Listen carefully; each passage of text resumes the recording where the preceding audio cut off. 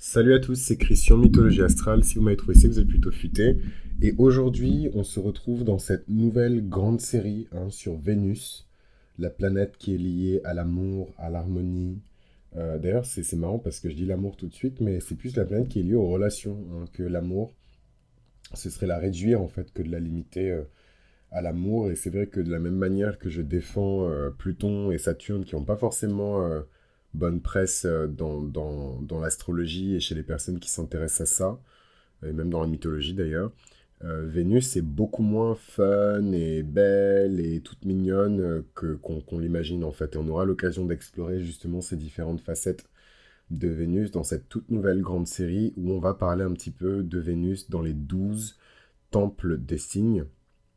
Dans l'ancien temps, euh, les 12 maisons étaient considérées comme les temples, puisque ces 12 maisons correspondent à des signes, et ces 12 signes sont répartis selon leurs affinités, et liés ensuite par des relations qui sont liées à la dignité en fait des planètes, l'exaltation, l'exil, la chute, le détriment, etc. Euh, et en fait, on appelait ces maisons-là les temples. Donc, par exemple, pour une personne qui a ascendant bélier et qui a sa maison 5 en lion, on est dans le temple du soleil, on est dans le temple du lion. Et en fait, en fonction du séjour de ces planètes dans les différentes maisons, elles ont des significations qui sont différentes. Donc, je préviens d'avance, dans cette série, même si en fait, on peut avoir l'impression euh, que, que parce qu'on parle en fait des maisons et des planètes dans les maisons, c'est quelque chose de très basique et de très accessible. Attention, parce qu'on peut être pris en tout cas dans ce piège-là. Moi, je vais pas me retenir. Et dans cette série-là, je vais clairement passer les banalités parce que c'est un peu, enfin, un, je suis pas prof, et deux, c'est un peu redondant et tout de tout le temps répéter des choses qui sont un peu basiques. Donc, n'hésitez pas à lire. Il y a énormément de ressources gratuites qui sont disponibles sur Internet concernant l'astrologie, notamment des articles de blog, euh, etc. Donc n'hésitez pas à bien vous renseigner en tout cas sur les signes et sur les maisons avant qu'on en parle, parce que voilà, pour chaque épisode, voilà, je vais pas rappeler la définition de la maison et compagnie, faut pas déconner, ce serait discuter avec des personnes en terminale des bases fondamentales de la langue espagnole. C'est un peu prendre le prof pour un teubé. Et les élèves aussi, du coup. Donc ça c'est dit. Qu'est-ce que je voulais vous dire d'autre? Ouais, j'ai ouvert un nouveau Patreon, un nouveau niveau de Patreon. Et donc l'idée ici, c'est de vraiment pouvoir se retrouver, notamment une fois par mois, où on va vraiment avoir l'occasion de discuter ensemble en direct sur Zoom ou ailleurs, mais ça peut être vraiment cool en tout cas de pouvoir faire ça. Et je savais déjà, en créant Mythologie Astrale, que j'allais configurer ce genre de choses, mais comme je vous le dis, enfin, voilà, Scorpion ascendant, Pluton maison 1, voilà, moi je suis pas la personne qui va courir. Enfin, je suis vraiment la dernière personne sur Internet qui va danser, sauter à pieds joints autour du feu en me disant que c'est sur Internet que je vais trouver mes amis, quoi. Donc c'est vrai que j'ai un peu de mal sur ça, à m'ouvrir, à faire confiance, etc. Je pense que c'est karmique d'ailleurs. Euh, mais bon, je savais déjà que c'était dans les tuyaux et que c'est quelque chose que j'allais faire, que je devais faire. Parce qu'en fait, au final, je le fais pas vraiment pour moi. Les communautés, en fait, qui existent en ligne, c'est aussi l'opportunité de rassembler les gens. Et who knows, il y avait peut-être des personnes qui devaient se rencontrer. Et donc, c'est d'abord pour ça que je le fais. Et moi, je serai un peu in the back en maître de cérémonie pour diriger la chose. Mais l'idée, c'est vraiment d'en faire un truc qui est convivial. Du coup, je vais relancer le serveur Discord et vraiment, voilà, faire un petit cocon de sécurité sur Patreon. Je le fais sur Patreon parce qu'en fait, sur Internet, il y a juste des milliards de trolls et compagnie. Et j'en profite d'ailleurs pour faire une petite dédicace à mon assistant qui fait un travail génial. C'est lui qui reçoit vos demandes quand vous envoyez des mails. Enfin, moi aussi, je suis là. Mais voilà, il fait quand même un travail démentiel d'assistant, quoi. Il me soutient en tout, il m'accompagne. Et voilà, je voulais juste l'embrasser, lui faire un gros, gros, gros, gros bisou. Il est même plus là, mais il est encore vivant, mais je veux dire, il est plus à Paris. Donc voilà, il me manque beaucoup. Et qu'est-ce que je voulais dire d'autre dans les informations? Non, je pense que j'ai fait le tour. Mais en tout cas, cette série, je sais qu'elle va être excellente. Et quoi de mieux que de parler justement de l'importance des relations et de la relation qu'on entretient avec la communauté mythologie astrale dans l'épisode qui présente la grande série sur Vénus dans les 12 maisons. Ce que j'aime le plus en fait chez Vénus, c'est que, bon, de manière générale, ce que j'aime le plus dans la vie, c'est les choses qui ne sont pas ce qu'elles sont, ou les choses qui ne sont pas ce qu'elles paraissent être.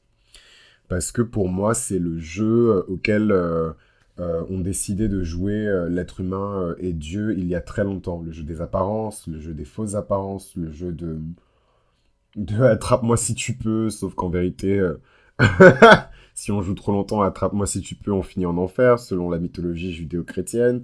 Donc bon, mais j'aime bien ce jeu-là quand même, et c'est vrai que Vénus a cette particularité-là où elle, en apparence, elle est très belle, voilà, on associe beaucoup de choses extrêmement positives en fait à Vénus. D'ailleurs, au point où on a même du mal à imaginer quelque chose de négatif lié à Vénus.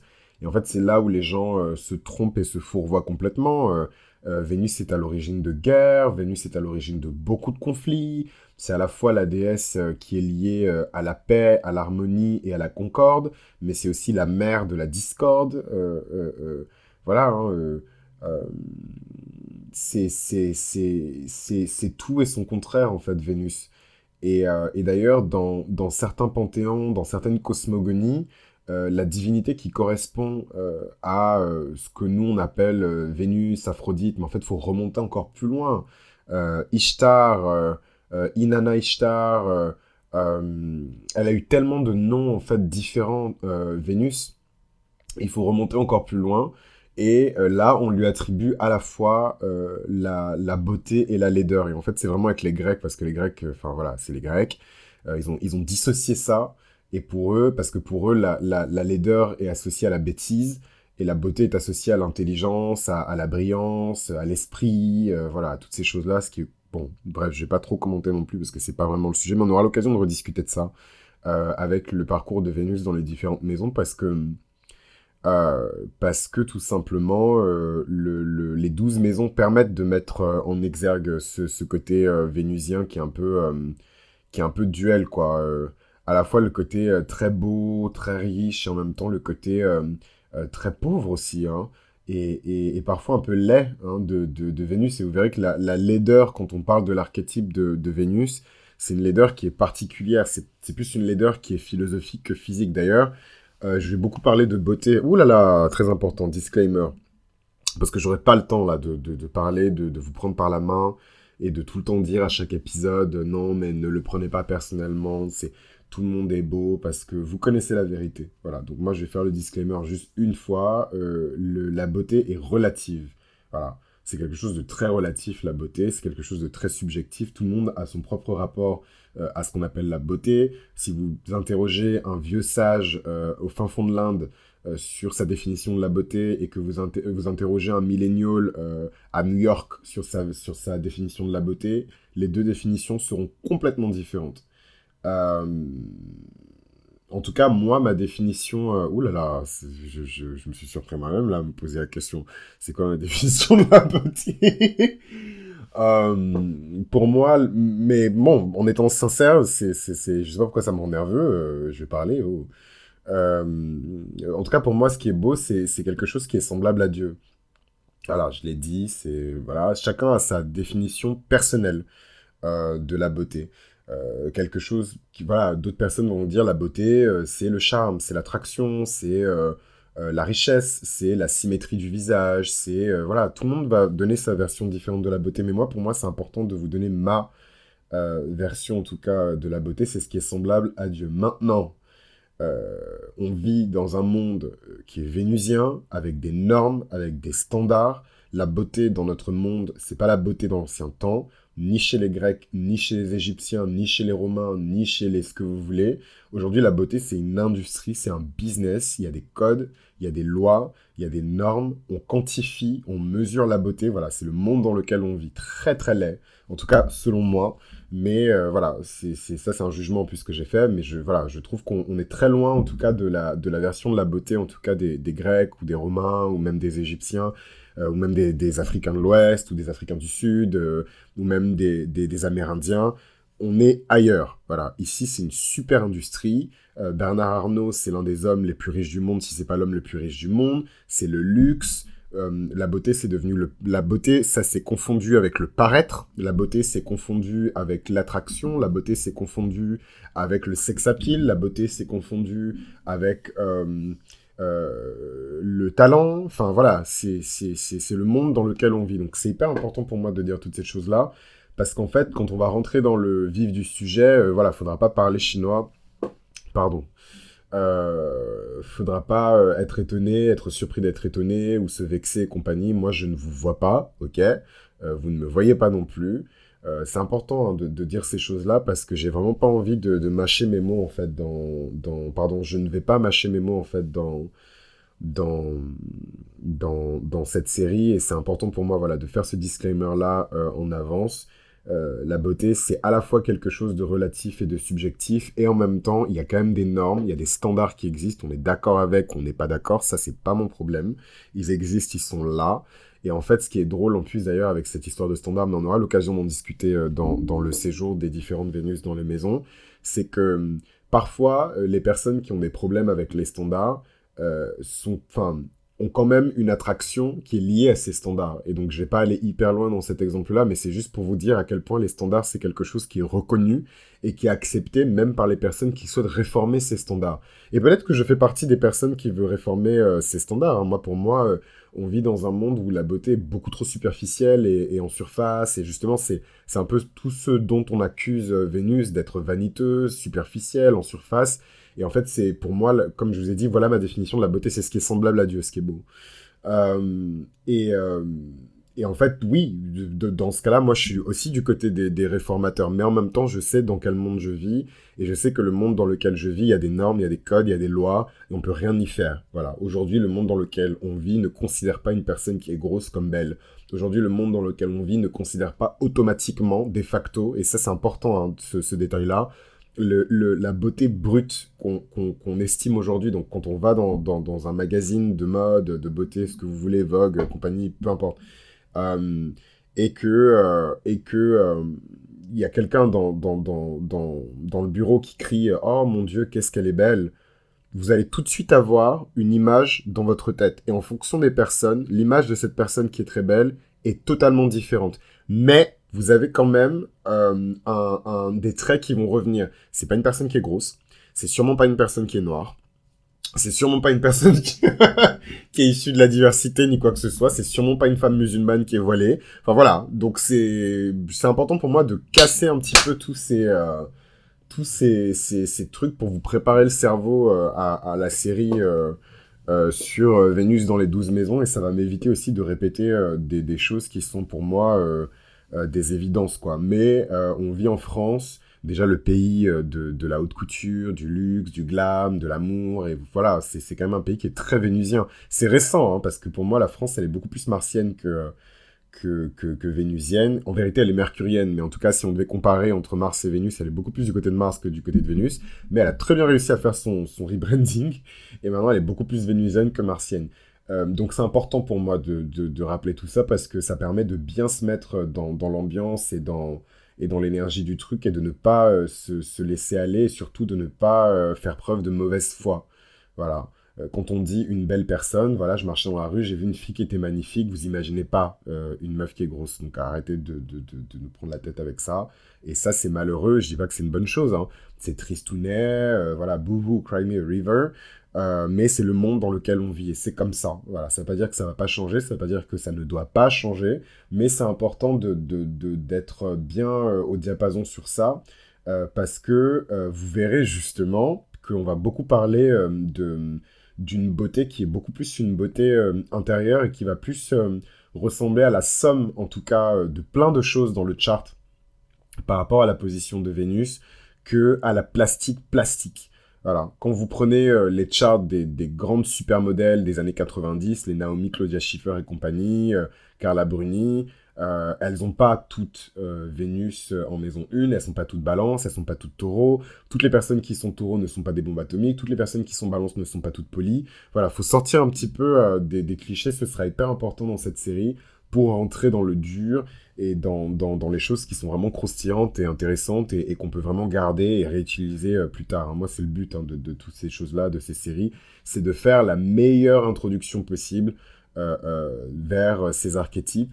Et ensuite, vous pourrez les explorer individuellement par le biais de livres, par le biais de cours et compagnie. Moi, je suis un peu le guide, hein, si notre relation c'était une histoire, un roman, moi mon rôle en tout cas c'est un peu d'être le guide, quoi. Je fais la passation entre le, le monde réel et le monde supernaturel pardon, supernaturel, le monde surnaturel de l'astrologie, quoi. Donc voilà, c'était un peu intense, hein, cette intro. Je suis désolé pour les personnes qui sont un peu fragiles et compagnie, machin, mais c'est important pour moi de casser ces trucs-là parce que d'un côté, enfin, je trouve qu'on vit dans une société qui est très bipolaire, sans vouloir manquer de respect aux personnes qui ont cette condition. Mais voilà, très... d'un côté, on remet en cause les dictates de la beauté, mais c'est ces mêmes personnes-là. Leur premier choix, ce sera jamais des personnes comme elles. Et là, faut vraiment se poser des questions sur qui dit quoi, dans quel but, voilà quoi, c'est l'agenda de qui en fait qui est poussé, dans quel but, pour quelle motivation. Moi, je suis, voilà, Pluton maison 1, Scorpion, je cherche toujours en dessous de ce que les gens ils disent, les vraies intentions, les vraies pulsions qui cachent en fait derrière le discours, derrière ce qui est dit. Et vous verrez que bien souvent, les personnes qui braillent, en fait on parle de beauté aujourd'hui parce qu'on parle de la grande série sur Vénus, mais c'est pareil sur l'usage des armes, sur la violence, sur qu'on appelle ça, sur la violence légale, voilà, sur plein d'autres sujets. Ce que les gens disent et ensuite ce qu'ils sont prêts à mettre en application dans leur vie. C'est-à-dire que pour moi, tant qu'on n'applique pas ce qu'on prêche, ce qu'on dit, ça ne vaut rien. Voilà, point blank, period. Et s'il y a un seul truc que vous devez retenir de tout le podcast, les gens qui n'appliquent pas ce qu'ils prêchent, voilà, ce qui sort de leur bouche, ça ne vaut rien. Voilà. Je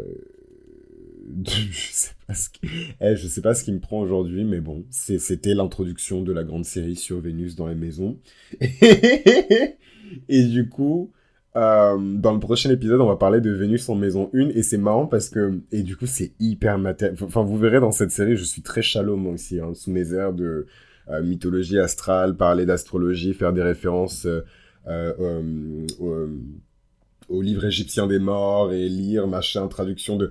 moi aussi, je suis vaniteux, superficiel, matérialiste et compagnie. Et justement, vous allez le voir dans la série. C'est pour ça que ça va être drôle. Et je vais essayer de pimenter, d'agrémenter tout ça de petits témoignages. Parce que pour le coup, je me suis rendu compte quand même que la majorité de mes amis ont Vénus en maison 1. C'est terrible, hein. Enfin, je sais pas comment je fais mes choix. Est-ce que c'est moi qui les attire? Je pense quand même un petit peu. Mais la majorité de mes amis ont Vénus en maison 1. Et ça, c'est dingue quand même. Du coup, et c'est cool parce que j'ai quand même une belle variété pas de Vénus en taureau. De toute façon, enfin, j'ai un problème avec les Vénus en taureau, mais je vous expliquerai. Mais en tout cas, j'ai une majorité de potes qui ont Vénus en maison 1, quoi. C'est quand même dingue, je trouve, comme... la majorité de mes amis, c'est le dénominateur commun de tous mes amis, je pense. Et pourtant, j'ai des cercles d'amis qui sont complètement différents, quoi. Mais chacun à leur manière ont leur Vénus présente en maison 1. Enfin bref, du coup, dans le prochain épisode, on va parler, dans le début de la grande série sur Vénus, de Vénus en maison 1, ce qu'elle signifie, ce qu'elle symbolise, quels sont les enjeux et comment gérer un petit peu cette Vénus. Donc voilà, c'était Crispo Mythologie Astrale. Si vous voulez en savoir plus déjà, vous êtes un peu pressé. D'ailleurs, je vous recommande de le faire même maintenant et de ne pas attendre la fin de la série pour réserver votre lecture compréhensive de thème astral parce que ça va partir comme des bouchées de pain. Pardon, comme des petits pains. Et quoi. Et du coup, ouais, réservez votre place maintenant sur la liste d'attente. Ça vous évitera d'attendre et de me relancer après alors que je vous avais dit qu'il y avait de l'attente. Enfin bref, je vous embrasse et je vous retrouve au prochain épisode où on va parler de Vénus en maison 1. Bye bye!